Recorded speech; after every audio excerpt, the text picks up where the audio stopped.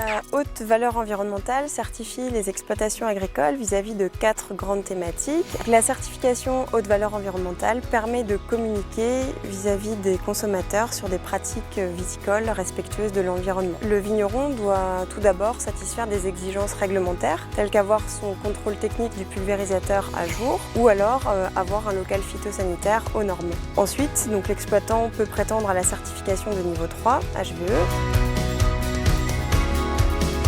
Donc là, on va pouvoir regarder sur l'exploitation la présence d'éléments de biodiversité tels que des murets en pierre, des lisières de bois, des haies.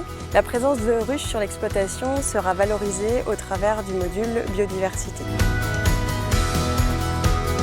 Dans cette stratégie phytosanitaire, plusieurs indicateurs vont être regardés. Le premier, l'indicateur de fréquence de traitement, qui traduit la quantité de produits appliqués par le vigneron. Cet indicateur de fréquence de traitement peut être réduit notamment par la qualité de pulvérisation, avec un pulvérisateur en traitement face par face ou un DPAE, donc un dispositif permettant de mesurer le débit par rapport à l'avancement.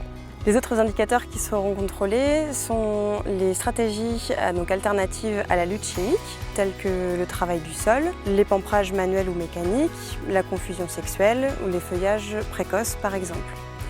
Le pourcentage d'enherbement dans les parcelles sera également calculé précisément.